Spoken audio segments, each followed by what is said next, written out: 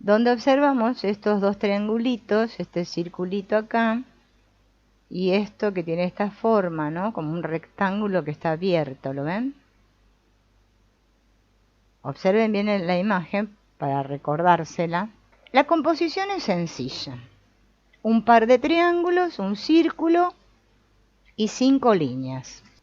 A continuación, con algo de sal y pimienta, una transcripción de la historia contada por mi cerebro en manos libres. Mientras uno veía el cortometraje durante esta conferencia, decía, ahí vemos un triángulo, otro triángulo más pequeño y una bolita. Esas 5 líneas son una casa con su puerta. Todo está tranquilo. Esos dos se están peleando. Un momento. Aquí pasa algo raro. Los dos triángulos son hombres peleándose por una bolita mujer. El triángulo grande se ha pasado unas cuantas horas en el gimnasio y se está aprovechando de su físico. ¿La está acosando? ¿Cómo? Ahora parece que el triángulo pequeño y la mujer están discutiendo. No entiendo nada. ¿Acaso la bolita está siendo retenida por el triángulo más pequeño contra su voluntad? Sí, eso es. He estado confundido desde el principio. El malo de la película es en realidad el triángulo más chico y el forzudo está tratando de liberarla. Lo nuestro con los pensamientos es algo patológico. A mi cerebro no le importó lo más mínimo que aquella sala de conferencias estuviera repleta, pero en cada butaca había rodado una película diferente. Los cerebros tienden a humanizar todo lo que ven, atribuyendo capacidades humanas a cualquier cosa, sin importar si es un triángulo, un círculo o una recta. El cerebro da por supuesto que los objetos hacen cosas de humano e inventa motivos humanos para justificarse. Estamos tan convencidos de que las cosas que pensamos provienen del exterior, de los triángulos y las personas, que defendemos estas historias con uñas y dientes. Sin embargo, esto no tiene sentido porque si la historia proviniese del triángulo o del círculo, todas las personas de esa sala de conferencias tendrían que haber estado pensando lo mismo. Y no fue así. Las historias nacen y mueren en el cerebro. Cada sistema nervioso interpreta, asocia y da sentido a aquello que ve de manera individual, moldeando nuestro punto de vista sin importar que se trate de una persona o la pata de una silla. Cualquier punto de vista también es una propuesta y como tal ninguna historia que pueda surgir de un cerebro, así sea el cerebro de Einstein, es más acertada que otra. Todas son un 99,9% falsas. Uno de los mecanismos de defensa del buen presente más asombroso es el efecto de los seguidores. Sí, señores, los seguidores. Vieron que hoy está de moda los seguidores. Bien. El módulo intérprete de cada persona plantea una historia coherente con su pasado, con su futuro, con su biología y su presente. Y se lanza a la busca y captura de cerebros que vean el mundo tal como él lo ve. Así, su historia va a ser creíble. Sin embargo, esto es absurdo, porque por muchos seguidores que tenga, la naturaleza de un pensamiento sigue siendo la misma. Y esa historia es un 99,9% falsa. Tenga 50 millones de seguidores o solo tenga a mi abuela de seguidora, una sola. Es una ilusión más. Ahora bien, los sistemas de defensa consiguen sembrar la duda, y esa duda impulsa a los hombres y mujeres con pensamientos afines a asociarse. Es como el dicho, Dios los cría, ¿no?, y el viento los amontona. Bien. Formando estructuras sociales. Un pensamiento es una posibilidad, no una realidad. Y lo más importante, no están diseñados para dirigir una vida. Una vida dirigida por una posibilidad se convierte en una lista interminable de problemas por resolver y hace de la felicidad algo puntual, donde la suerte es la mano que mece la cuna. Si miramos a nuestro alrededor y vemos a menudo un mundo similar a este, urge aplicar la regla de la propuesta. Pasar por alto que un pensamiento es tan solo una posibilidad y no un hecho, es el origen del sufrimiento para la mayoría de las personas sanas que tenemos necesidades básicas cubiertas. Al mismo tiempo, el cerebro, en su afán por ofrecer un presente agradable y coherente, genera una percepción de la realidad basada en la sensación de saber. Porque como yo creo que sé, eso me tranquiliza. Pero ¿qué pasa? Me tranquiliza a corto plazo. Supongamos por un momento que desactivamos ese mecanismo de defensa que produce esa sensación de saber. Entonces, en cada instante, tengo que empezar de cero. ¿Cuántas personas están dispuestas a aceptar esto? Muy pocas. No importa que veamos la vida como una lista de problemas o que no seamos plenamente felices.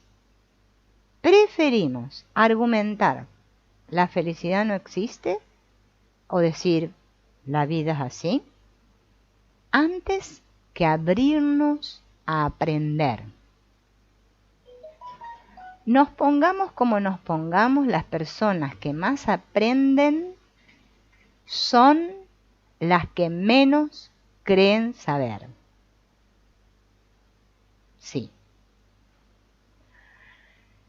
Si a este modus operandi le sumamos la sensación de que los pensamientos están generados por cosas externas, por un triángulo, un acontecimiento o una persona, podemos ver un autorretrato muy realista de los seres humanos actuales.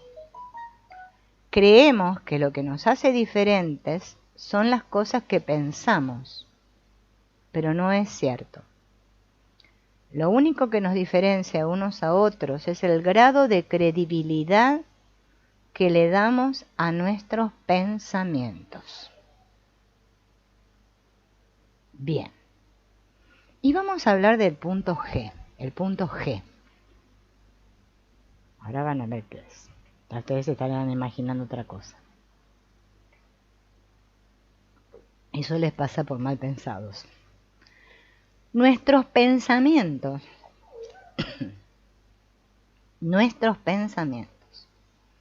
no solo hablan de muñecos o triángulos, sino también de personas.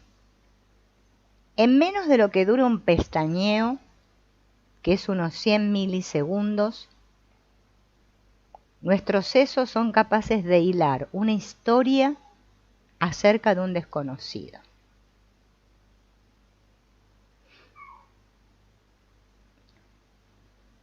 Durante ese periodo de tiempo, el giro fusiforme en el lóbulo temporal, que está aquí, detrás de las orejas, analiza tanto los 43 grupos musculares del rostro humano, capaces de adoptar más de 3.000 expresiones diferentes, como las características anatómicas de la persona, la distancia entre los ojos, el tamaño de la mandíbula, las proporciones de las orejas, pómulos o la nariz.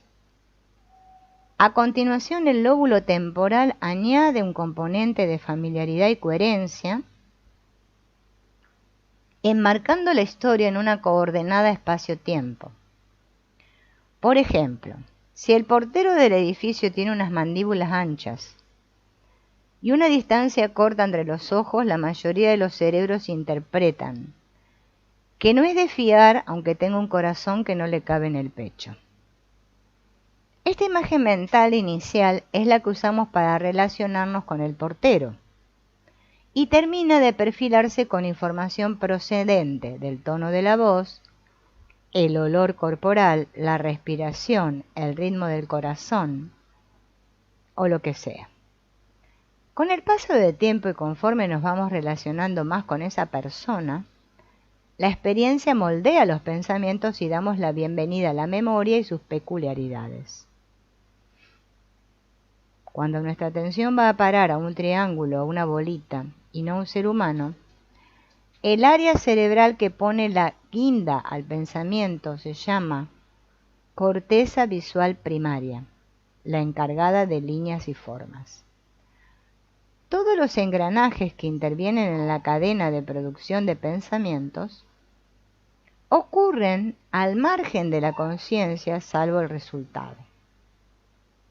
Esta cadena, ¿cómo no?, está supervisada de primera mano por los mecanismos de defensa de la percepción de la realidad.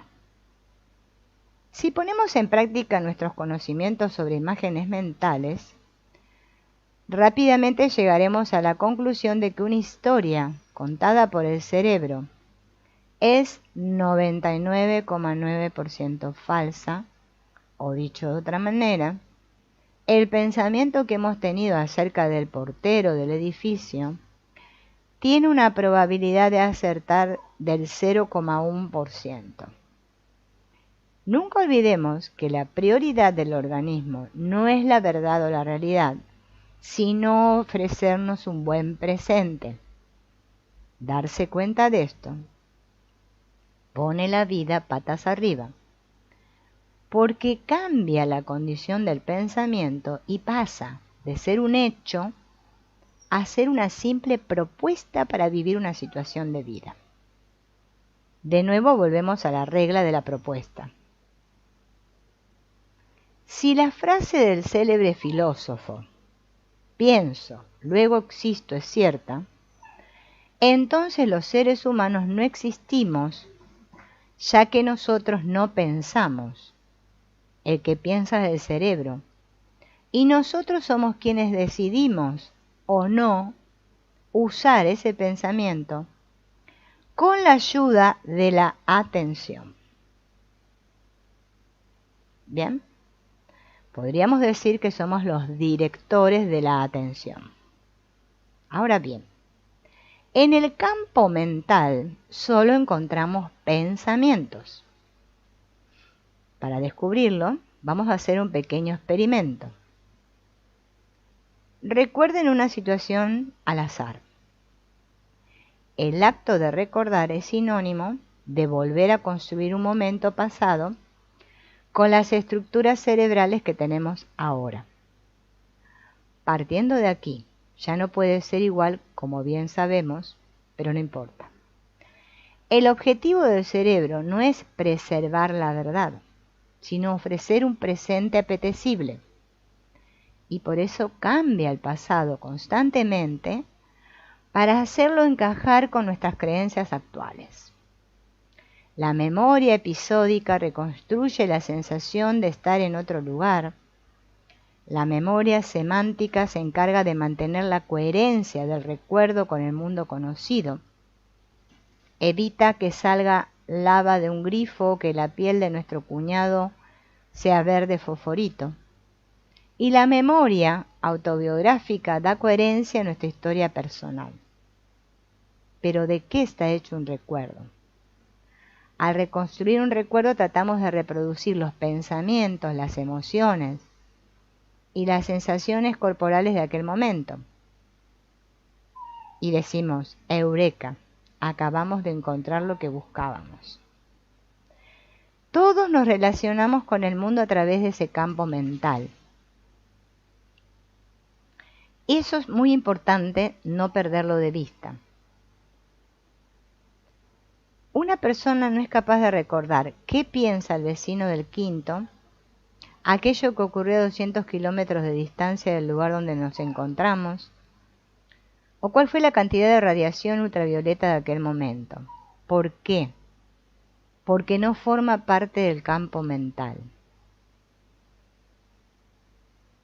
Bien, en la práctica, a un conjunto específico de pensamientos, emociones y sensaciones corporales solemos llamarlo experiencia. Estas experiencias forman recuerdos, los cuales definen nuestra personalidad y nos empujan a comportarnos de una manera determinada.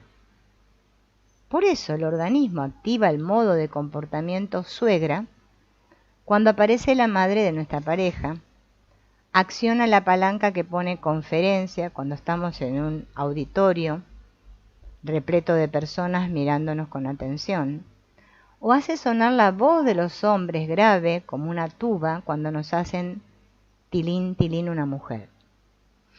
Existen tantos nosotros, tantos modos de comportamiento, como combinaciones diferentes de pensamientos, emociones y sensaciones corporales podamos llegar a tener. Existen tantas personalidades como situaciones de vida. Y esto no significa que seamos falsos o malas personas. Si queremos ser nosotros mismos, primero debemos aceptar el modo de funcionar de nuestro organismo. La personalidad es una adaptación mental del presente hecha de creencias pasadas e intereses futuros. Si no hubiera pasado y no hubiera futuro, la personalidad desaparece. Dado que los pensamientos son propuestas del cerebro para vivir una situación de vida, y la personalidad está relacionada con los pensamientos pasados y futuros. La personalidad también es una propuesta. Es un popurrí de pensamientos, sensaciones y emociones que nos definen. Pero la personalidad no nos define. Lo que nos hace diferentes es la decisión individual de usarla o no. Es decir, el grado de credibilidad que las personas le damos a los pensamientos, a las emociones y a la personalidad es la única diferencia real que existe entre cada uno de nosotros.